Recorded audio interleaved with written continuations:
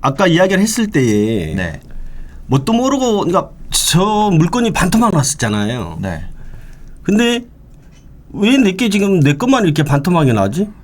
막 그 의아에 좀 되게 좀 궁금해서 저도 94년도부터 그러니까 건설 회사에 있어서 부동산에서 좀 안다고 생각을 했는데 왜 나는 내 것만 이렇게 다 망가지는 거지? 항상 의문을 갖고 있었어요. 그래서 부동산 공부가 좀 덜 됐나? 그래서 경매도 공부를 해보고요. 네.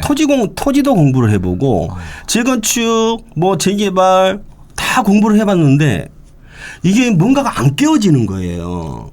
이게 막 구슬 딱 깨어져야 되는데 네. 깨어지지 않고 뭔가 푹 떠 있는 거예요. 네. 그래도 이제 2009년도부터 제가 이제 사실 뭐 할 일이 없어가지고 제가 너무 답답하니까 밖에 나갔어요. 밖에 나가가지고 발품을 팔았어요. 혼자서. 네. 그래서 아시는 분 뭐 사장님 찾아가가지고 차 한잔 마시면서 혼자 막 3시간 4시간 발품. 왜 답답한 애가 가슴이 뭐 할 것도 없고. 그랬는데 갔다 오고 나서 이제 답사를 갔다 오고 나서 정리를 네. 했거든요. 네. 그게 이제 계속 한두 번, 10번, 15번 뭔가가 보이는 거예요, 이게. 아니 왜 저 지역은 답사를 갈 때는 왜 저 지역은 비싼가? 왜 저 지역은 비싸질 않는가? 이게 하나둘씩 깨어지더라고요. 이게 이제 보면서 정리를 하고 네, 네. 발품을 팔고 하다 보니까 네. 그래서 제가 2013년도인가 한번 제가 나름대로 정리를 한번 해놓은 게 있는데 네. 2014년도인가 아마 그럴 겁니다. 이게 네. 저 마우스. 네, 여기 있습니다. 제가 교주 1인 자학이라고 교주 1인 자학. 예, 교주 1인 자학이라고 제가 이것을 갖다가 저 나름대로의 기준을 좀 세웠어요. 내 집 마련을 네, 네. 하든 투자를 하든 간에.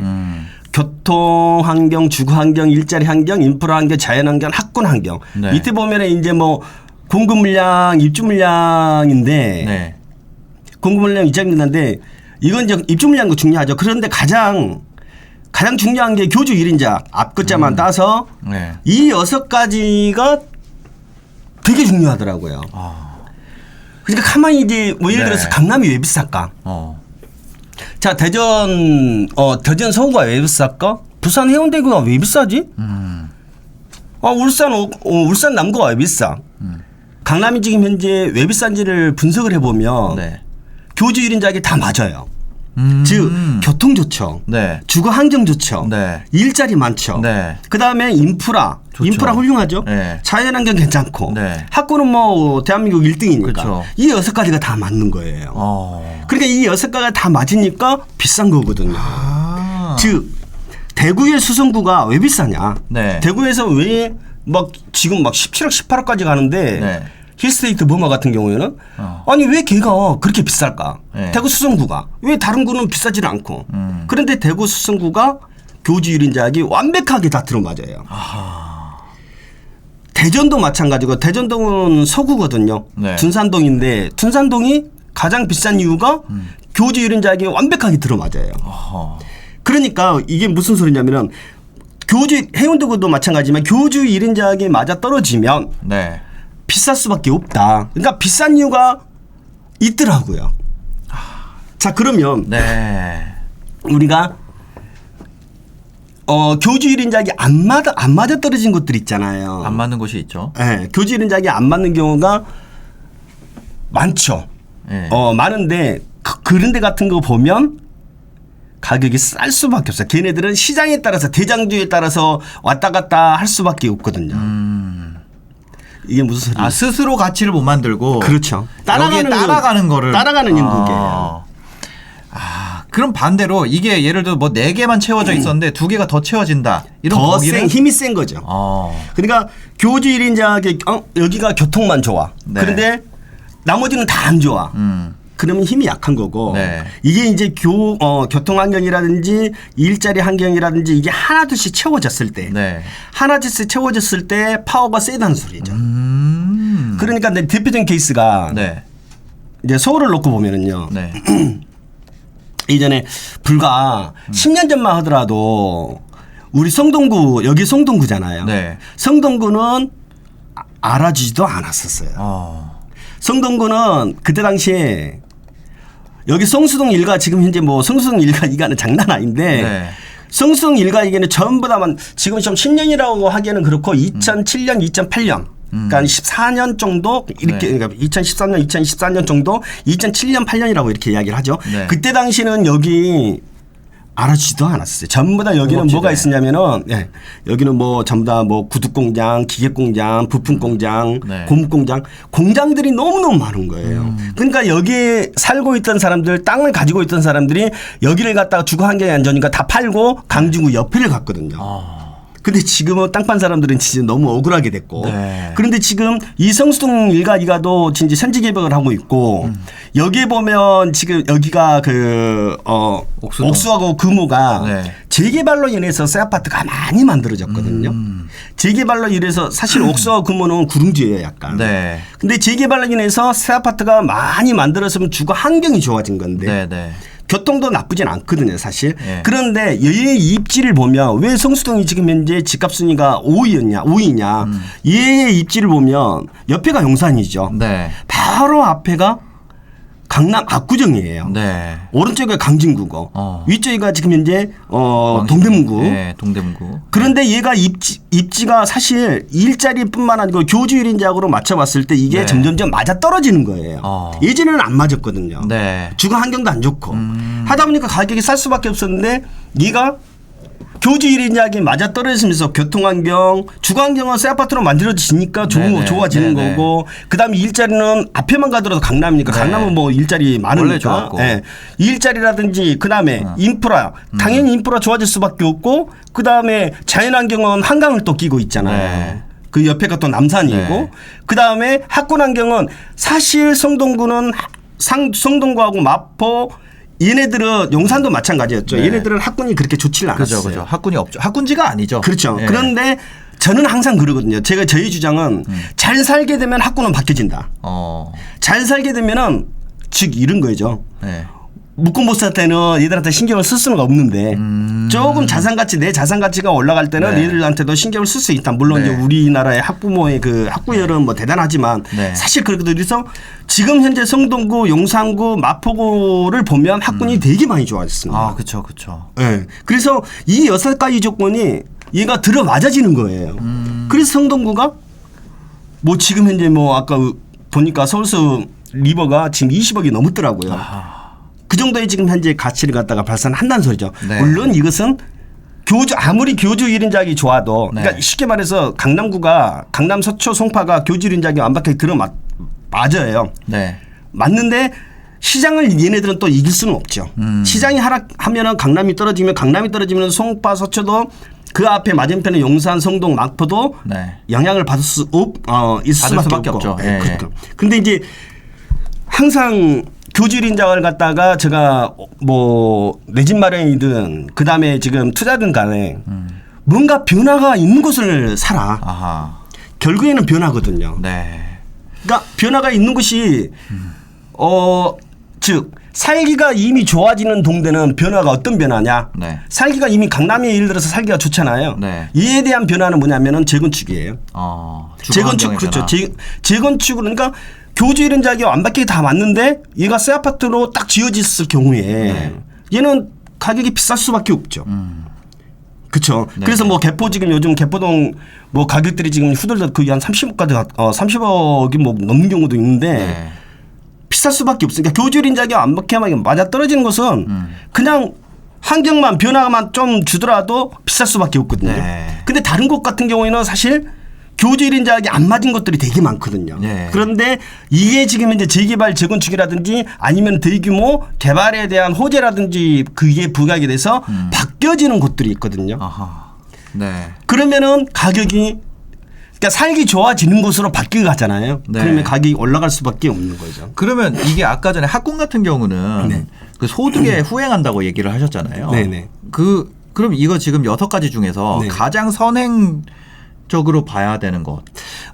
저는 예.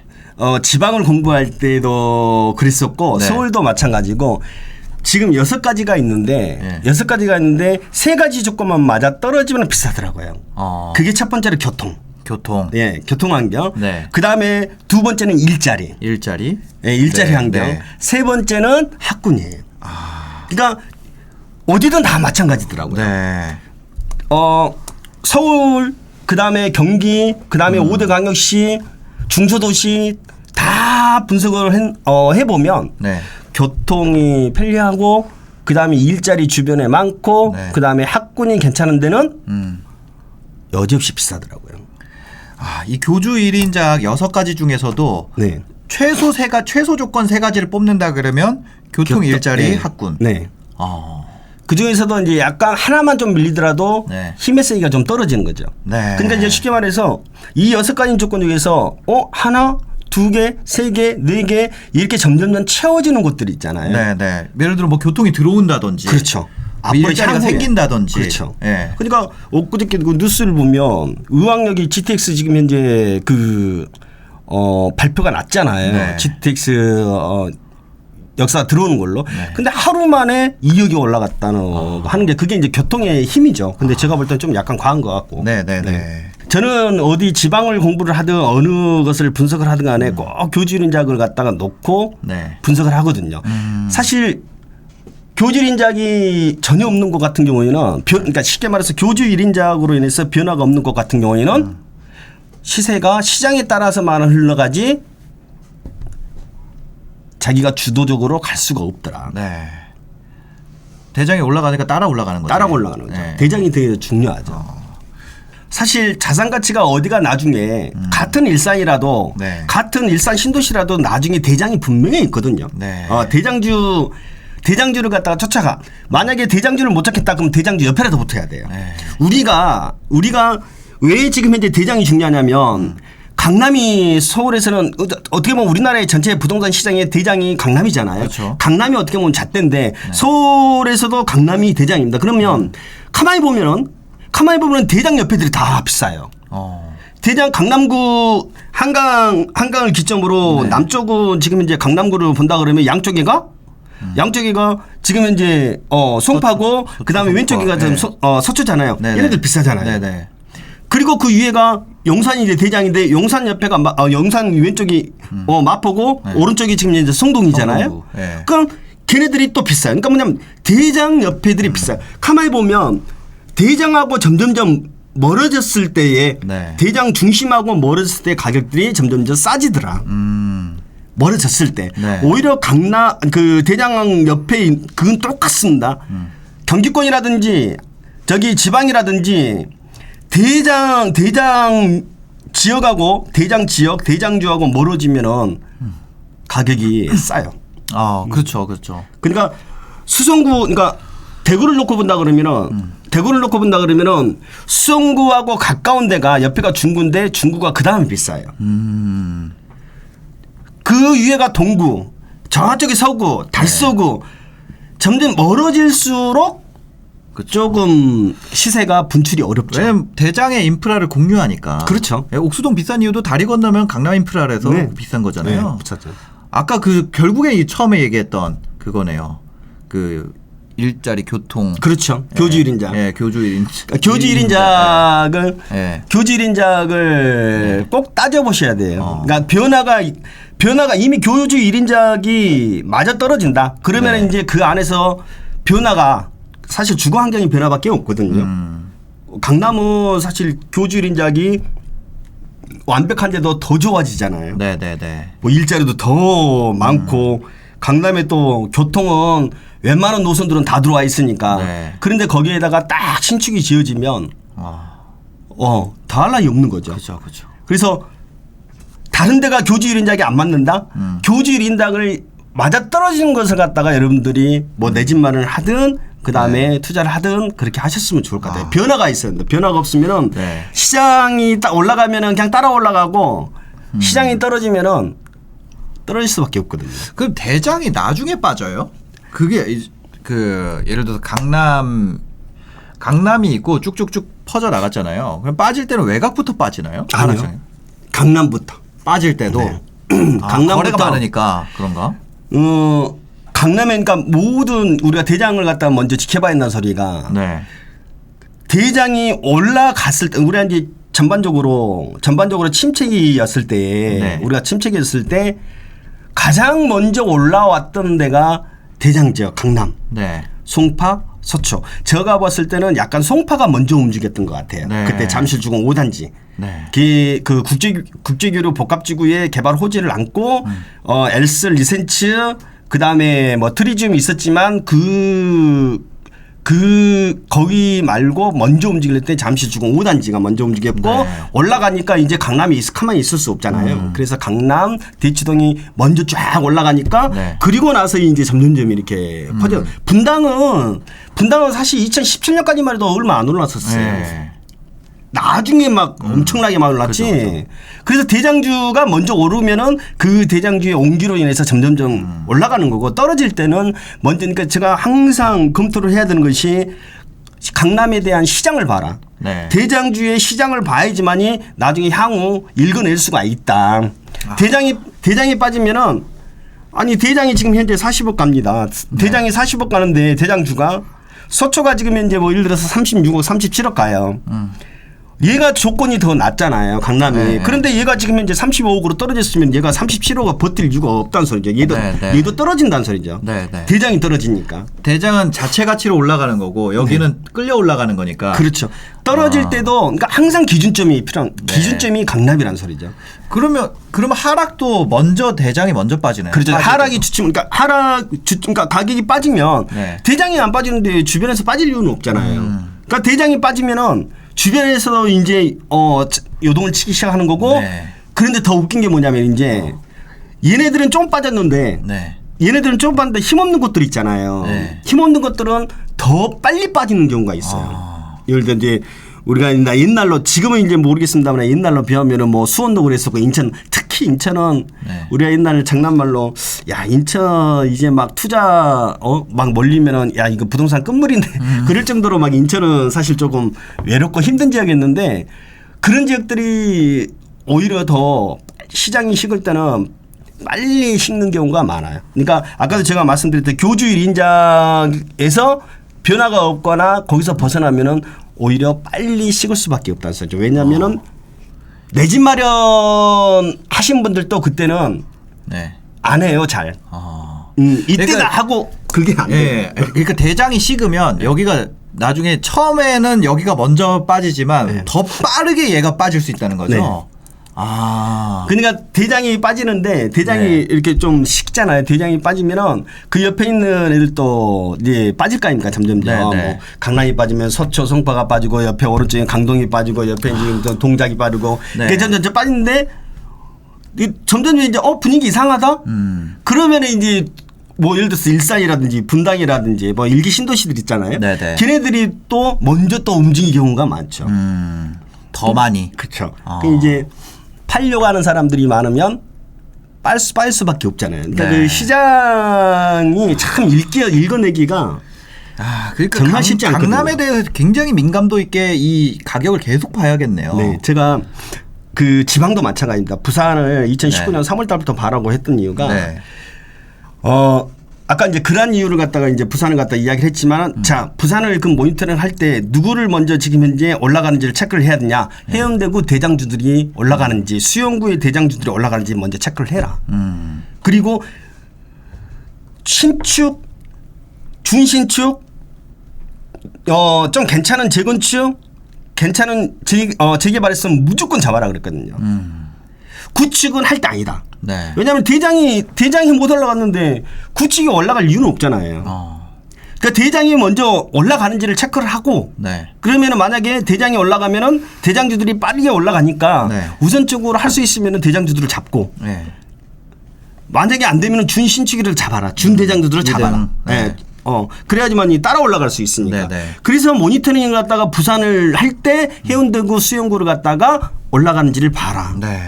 라고 이야기했던 게 걔네들이 올라가야지만이 동래구라든지 그다음에 뭐 저기 연제구라든지 네. 다른 뭐 진구, 남구 얘네들이 따라 올라갈 수 있으니까. 네. 근데 실질적으로 시장이 그렇게 움직였어요. 아. 이런 거죠. 대장지 해운대자이가 뭐 지금 현재 한 14, 15억 할 겁니다. 근데 걔네들이 아까도 이야기했듯이 한 5억 7천, 5억 8천이었는데 얘네들이 움직이는 거예요. 6억대. 근데 이게 얼마나 예전하고 좀 많이 다르냐면은 네.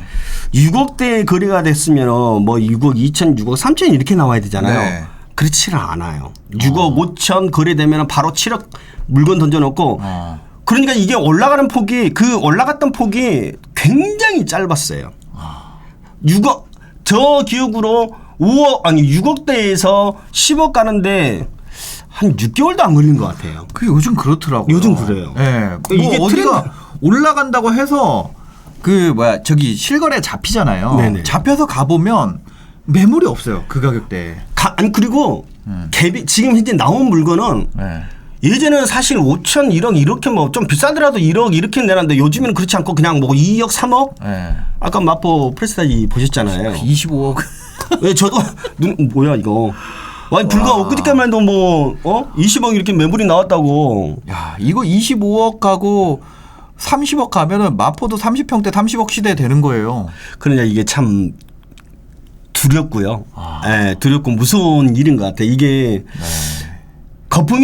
이걸 거품이냐고 이렇게 자꾸 이제 뭐 유튜브에서도 보면은 뭐 생각들이 다 다르신 것 같은데 저는 그냥 무서워요.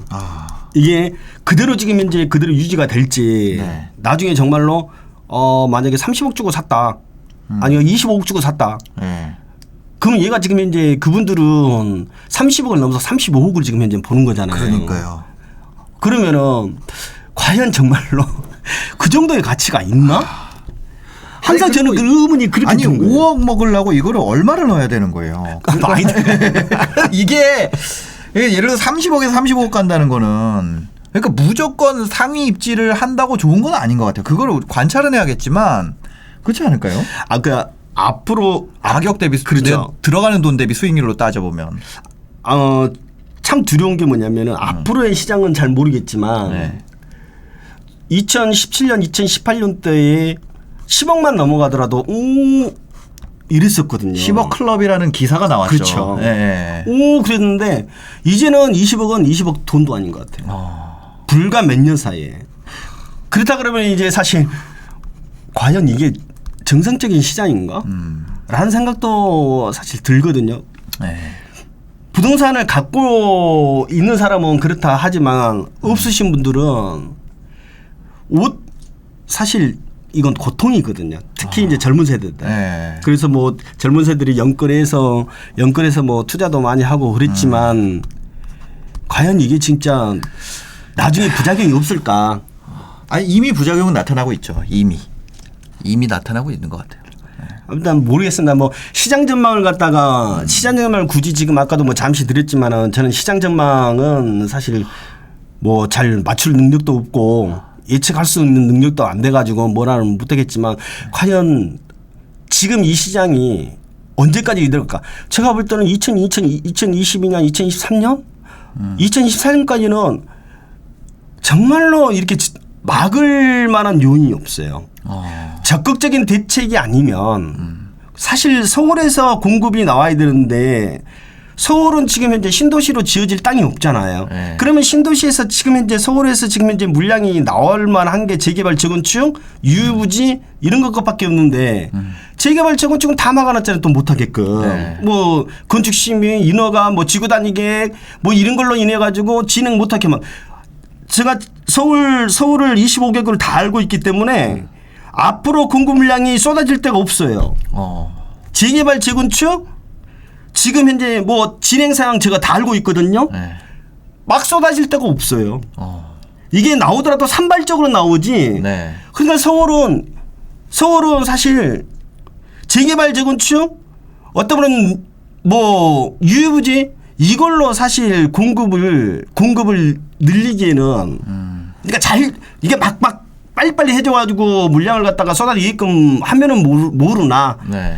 지금 현재 이러한 정책을 쓴다 그러면은 제가 볼 때는 서울은 뭐 물량에 대해서는 많이 부족할 것 같아요. 지금 2022년, 2023년, 2024년까지 입주 물량이 네. 턱없이 부족하거든요.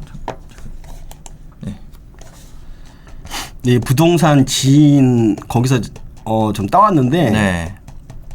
지금 여기 19년, 2020년가 좀 있었죠. 네. 이때 뭐 신길루타운 그다음에 아니 어디냐 신길루타운이죠. 신길루타운 입주 물량하고 강동 저기 고덕지구 네. 거기에 대한 입주 물량 좀 있어가지고 이렇게 나온 거고 지금 보면 이제 2022년부터는 확 떨어지거든요. 네. 그러면 이제 이게 입주 물량이에요. 네. 서울의 입주 물량인데 제가 재개발 재건축 다 어떻게 진행 상황은 지금 현재 25개국 다 한다고 했잖아요. 네. 여기서 지금 이렇게 그래프가 올라갈 확률이 여기서 2024년은 입주 물량 자 공급 물량 아까 저 8개 안에서 공급 물량이 있었죠. 네. 입주 물량은 다르거든요. 앞으로 나올 공급 물량을 다 파악을 하는 거거든요. 네. 뭘로 재개발 재건축 이걸로 인해서. 네. 그런데 지금 현재 재개발 재건축의 진행 상황을 보면 2024년 이후에 이렇게 급격하게 올라갈 수 있는 부분이 없어요. 그러니까 서울은 제가 봤을 때 네.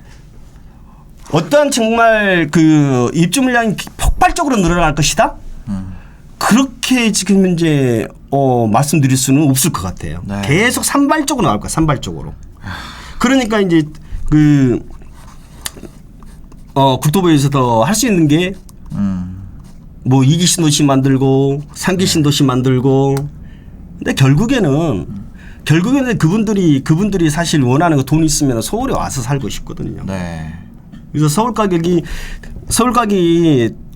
어떠한 정말로 큰 요인이 아니면 당분 2023년 네. 거기까지는 그래도 모르겠습니다. 더 올라갈지 어쩔지는 모르겠지만은 떨어질 요인은 없는 것 같다.